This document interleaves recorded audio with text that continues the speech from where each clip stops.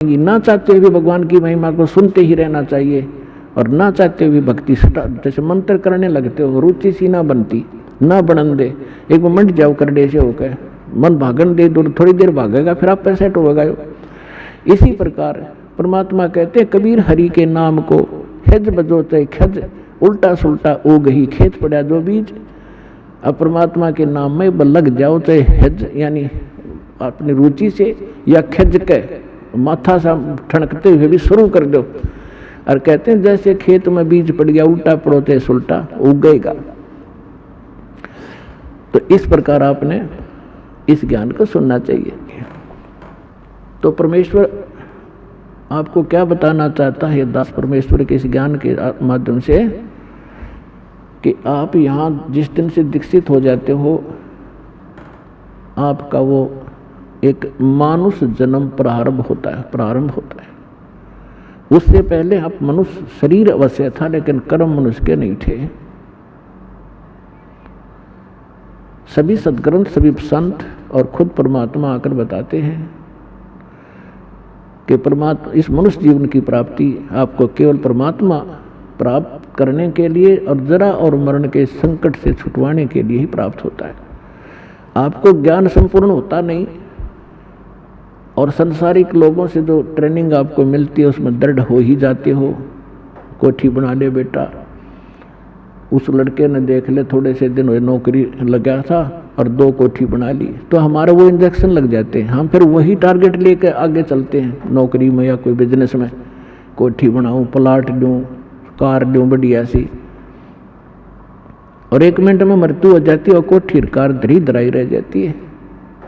कबीर साहब कहते हैं राम नाम कड़वा लगे, राम नाम कड़वा लगे, ये मीठे लगे दाम, दो दाम दोनों गए, भाई माया मिली ना राम। पुणात्मा, इस अध्यात्म मार्ग से जब आप परिचित हो जाओगे, आपको कोई किसी प्रकार की भी शंका डाउट नहीं रहेगा। जैसे आपको ज्ञान वही होता है, प्रमाण वही होते हैं, उदाहरण वही होते हैं जो रह रहकर पूरे वर्ष सुनाए जाते हैं। और आपकी आत्मा को ये ज्ञान और ये प्रमाण कितनी बार सुने उतनी बार अच्छे लगते हैं, तो आप स्वस्थ हैं। और जिसको ये महसूस होता है कि ये सत्संग तो मैंने पिछली बार भी सुना था, ये बात सुनी थी, तो ये आपकी कमजोरी है, आपके कोई वीकनेस आत्मा में आ चुकी है। जैसे एक स्वस्थ व्यक्ति होता है, वो सुबह खाना खाता है, रोटी वही होती है, थोड़ी बहुत दाल सब्जी में बेशक फर्क हो जाए, अंतर हो जाए, और सुबह खाना खाया और शाम को वही रोटी फिर रखी है और आपको रुचि नहीं बन पा रही है, तो आप अस्वस्थ हो गए हो। और यदि आपको वही रोटियां फिर उसी तरह रुचिकर लग रही हैं, तो आप स्वस्थ हैं। और दिन में 3-3 बार खाते हो, रुचिकार लगती हैं, तो आप स्वस्थ हैं। इसी प्रकार अब ये ज्ञान वही है, और जितनी बार सुने और जितनी बार ये आपको, उतनी ही बार आपको ये अच्छा लगना चाहिए, तो आप स्वस्थ हैं। अन्यथा आपको फिर कोई पाप कर्म ने घेर लिया। अब जैसे रोगी व्यक्ति है और वो भोजन प्रतिदिन खाता है 2-2, 3-3 बार, और जब वो रोगी व्यक्ति हो जाता है वो, तो उसको एक समय भी 1 ग्रास भी खाने की रुचि नहीं रहती। कारण क्या हुआ कि उस रोग ने उसके शरीर की व्यवस्था खराब कर दी। जो मीठी वस्तु थी, खाने योग्य पदार्थ थे, वो भी कड़वे लगन लगे। उसका तरीका क्या है? उसका तरीका ये है कि कड़वी, जैसे किसी को मलेरिया हो गया और उसने वो कड़वी कुनीन रोटियां तो भी कड़वी वो खानी पड़ेंगी, ना चाहते भी खानी पड़ेंगी, चाहे वो रुचि कर लगे चाहे ना लगे। उनके खाने से फिर धीरे धीरे बुखार ठीक होगा, जबर ठीक होगा, तो वह रुचि भूख बढ़ेगी और फिर स्वादिष्ट, स्वस्थ होते फिर स्वादिष्ट हो जाएंगे। तो इसी स्वादिष्ट लगा करेंगे। इसी प्रकार ये सत्संग के अंदर ये दोनों डोज हैं। इसमें आत्मा का आहार भी है और ये ट्रीटमेंट, ये उपचार भी साथ होता है। जैसे कोई भक्त सत्संग सुन रहा है और ये मन में आता है कि तो पहले भी सुना था, तो बेशक आप ना चाहते हुए भी उठकर नहीं जाना चाहिए, उसको बार बार सुनना चाहिए। थोड़ी सी देर में आप देखोगे ओहो ये तो ठीक सी लगन लाएगी, तो उस ये कुनीन का काम भी करेंगी। ना चाहते हुए भगवान की महिमा को सुनते ही रहना चाहिए और ना चाहते हुए भक्ति जैसे मंत्र करने लगते हो, रुचि सी ना बनती, ना बनन दे। एक मंड जाओ कर डे से होकर मन भागन दे, दूर थोड़ी देर भागेगा फिर आप सेट होगा। इसी प्रकार परमात्मा कहते हैं कबीर हरि के नाम को खज बजोते खज, उल्टा सुल्टा ओ गही खेत पड़ा जो बीज। अब परमात्मा के नाम में लग जाओ, चाहे हज यानी अपनी रुचि से या खज के माथा सा ठनकते हुए भी शुरू कर दो। और कहते हैं जैसे खेत में बीज पड़ गया, उल्टा पड़ोते सुल्टा उगेगा। तो इस प्रकार आपने इस ज्ञान को सुनना चाहिए। अब जैसे हमने जो ट्रेनिंग समाज से मिली, जहाँ भी गए उन्होंने यही कथा सुनाई, क्या कर रहा है बेटा, कि इंजीनियरिंग कर रहा हूँ। अच्छा क्या लगेगा, जेई लगूंगा। कोई कहे मैं एसटीओ लगूंगा। अच्छा हमारे गांव में एक लड़का था भाई फलाने का सर, वो जेई लगा था, उसने एक कोठी वहाँ बना ली और एक प्लाट खरीद लिया और उसने न्यू कर लिया।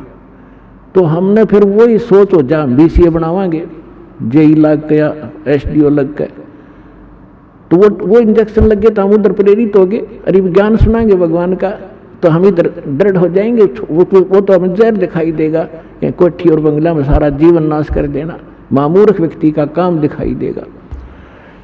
तो इसी प्रकार सत्संग में आने से, इस ज्ञान को बार बार सुनने से आपको दृढ़ता आएगी। कबीर साहब कहते हैं देखो हम यहाँ माया मांगने आते हैं, परमात्मा कहते हैं ये तो मैं रूंगे में दूंगा आपको फ्री में, ये तो आपको फ्री ऑफ कॉस्ट दूंगा, ये तो हमारा सौदा भी नहीं है, ये तो वैसे दूंगा आपको। अब रूंगे की परिभाषा बताऊं थोड़ी सी क्या होती है।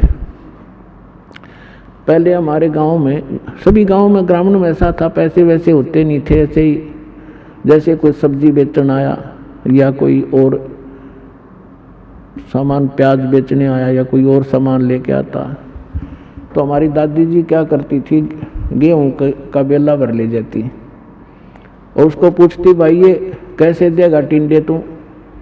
वो कहता जी गेहूं के 2 बार दूंगा। बोला तोल दे। और जब तो सौदा तो कर दिया गेहूं का, 2 बार तुलवा लिए, 1 किलो के 2 किलो ले लिए, किलो गेहूं के बराबर। फिर यूँ क्या करती भाई रूंगा और दे। रूंगा माने बिना बगैर सौदे में अलग आइटम, वो एक आधा टिंडा ठाकर और घेर देता, ले दाई रूंगा ना भाई थोड़ा और देख दो, वो देख दो और घेर देता, बुढ़िया राजी हो जाती। तो ये रूंगा माने फ्री ऑफ, वो तो फालतू का। तो जो असली सौदा हम आपको यहाँ देंगे करेंगे, वो जन्म और मरण के इस दीर्घ रोग का नाश करेंगे। और जो आप यहाँ मांगने आते हैं तो रूंगे में देंगे आपको, अगले हो जा राजी। जो संसारिक संपत्ति जो आपको आवश्यक होगी और आपके कष्ट जो आपके ऊपर संकट आ रहे हैं तो रूंगे में ठीक करेंगे कबीर भगवान हमारे। और असली दुख था आपका, असली सौदा तो ये है जो आपका जन्म मरण का रोग काटेंगे, जो पृथ्वी पर इस ब्रह्मांड में कोई नहीं कर सकता इस काम को। 2 सतलोक आश्रम बरवाला जिला हिसार हरियाणा में आपको आज उपलब्ध है।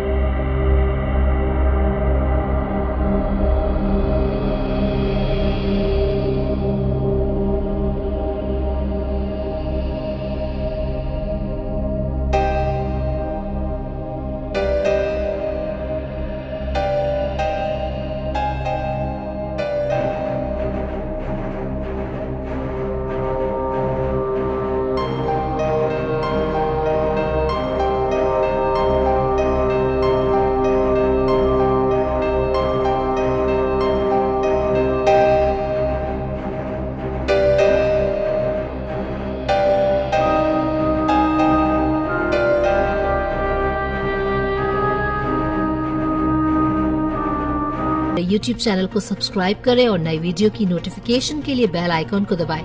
अगर आप ये वीडियो Facebook पर देख रहे हैं तो लाइक जरूर करें और ज्यादा से ज्यादा शेयर करें। धन्यवाद।